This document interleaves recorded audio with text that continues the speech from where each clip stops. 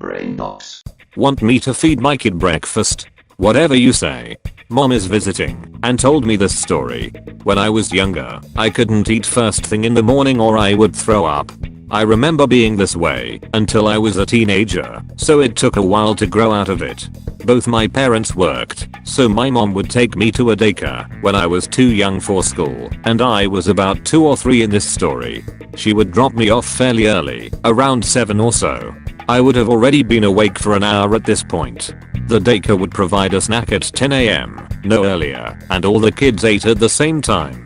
And since I had been awake with no food since 6 AM, I would start complaining about being hungry around 9 AM. Now my mom had me young, she would have been 17 or 18 at this time. So the daycare, thinking she was young and dumb, told her she had to feed me breakfast and would not listen when my mom said I would throw up if I ate anything as soon as I woke up. This went on for a few weeks before she decided to maliciously comply. Next time she dropped me off at the daycare, I had just eaten a biscuit from McDonald's. She told the daycare worker such. I walk into the daycare, sit down at my favorite toy, and then the vomit starts flying. It took her doing this one more time before the daycare workers asked her to stop feeding me breakfast. Get that top off right now. Okay. A post recently reminded me of something that happened when I was in high school.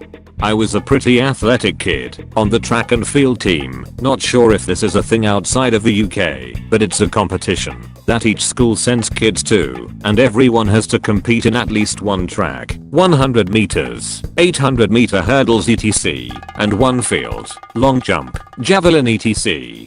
So everyone is doing at least 2 events, but most people do more. I was there for 1500 meters, 800 meters and high jump. I was pretty good and a sure thing to take our school to the next stage of the competition in high jump. They never had enough of every size and the smalls always went fast. I was late and ended up with a unisex large, which meant this thing hung on me like a dress and the armholes were so big you could fully see. Well, you get the idea. I always wore a vest under my uniform, so kept this on and pulled the athletics vest over the top. I figured as this was the more conservative option who'd care, right? Wrong. This was a while ago, so I'm afraid I can't give you a dramatic word for word playback. I'm warming up getting ready for my event when my coach comes over and starts screaming at me about what I'm wearing. I try explaining my reasoning above, that no one was able to trade because of event overlaps and that my race was about to start. He just keeps shouting at me to get that top off right now. So I did. In the middle of the stadium. In front of a couple of 100 students / teachers / parents / supporters. I pulled both tops over my head and stood in my sports bra while I took my time separating the shirts and putting the correct one back on. A single daily free coffee. At one of my first jobs, the manager, who happened to also be the owner's son, would allow the chefs 1 coffee each day, free of charge. There were obviously conditions though. We had to ring it up on the till. For stocktake reasons I think. Haven't had to do it since. We weren't allowed to ring it up ourselves. It had to be rung up before we made it. We had to sign the docket. We couldn't make it on the clock. So the obvious time to make it was when you turned up in the morning before your shift. The only problem with that was that they only had 1 FOH on the open, and finding them was a pain in the ass. Then you had to wait until they were done with whatever they needed to do.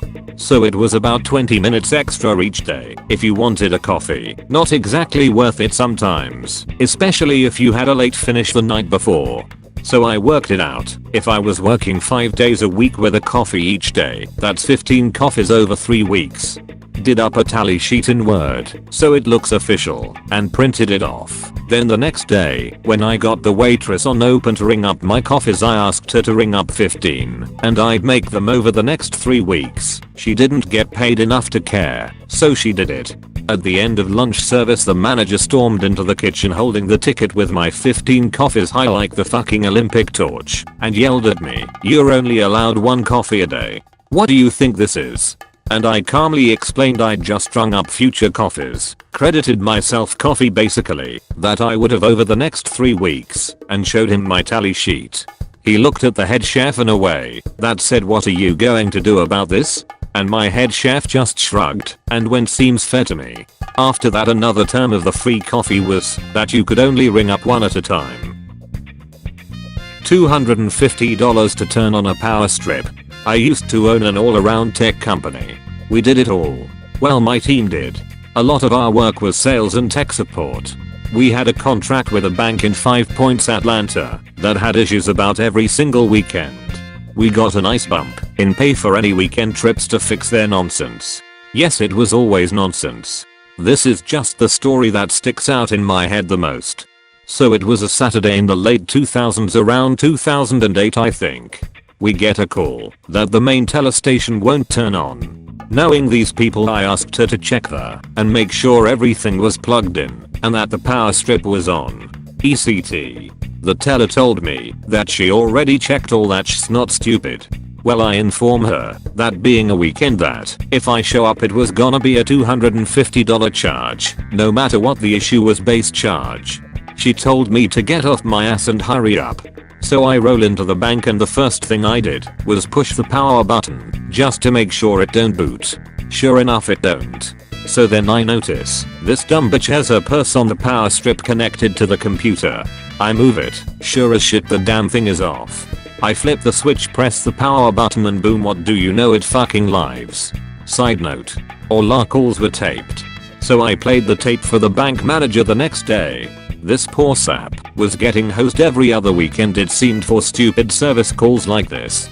Needless to say, the teller who fucked up had to pay for this call or she was gonna get shit canned. Short but compliant. So this is short and not as exciting as many here, but it always amuses me. So my first job as a 16-year-old southern boy was at McDonald's. Though I live in the southern US, my area does not have a very strong accent or much southern lingo. Matters later. My boss was an alright guy, but just didn't pay much attention and was the kind of guy that when he did notice something that was against brand would decide to have a talk about it, no matter how impracticable. So one day we were deep in the weeds and my boss comes in and calls me aside from the front, where I was the only one working, to talk. "Boss, so I noticed you're not cheery enough." Me, "What?" "Boss, you know, you need to smile more." Me, "Boss, thank people for coming in. Ask them to come back." After a good 3 seconds of staring at him as I try to figure out why he is making customers waiting in line while we have this talk, then noticed some customers about to walk out the door. Me yelling in the loudest, most hick accent I can muster, "You'll come back now, ya hear?"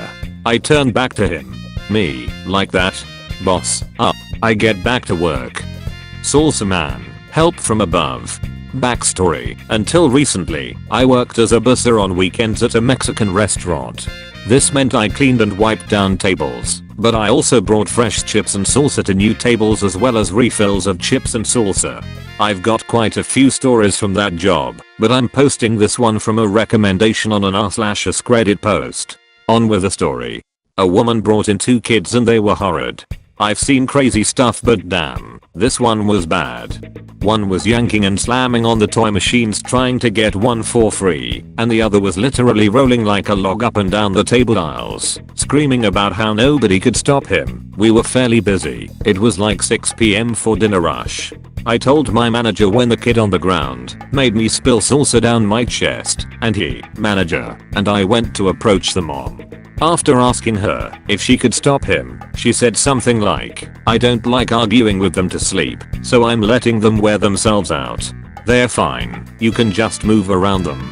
The crotch goblin tripped me again about 5 minutes later, and this time, instead of trying to save the bowl, I just dropped a salsa bowl on him. He cried to his mom that he was messy and that I dumped it on him. Not 100% true, but I wasn't getting paid to take a salsa bath myself. She tried complaining to the manager about me, but he just told her, "Your son's shoulder moved around the busser."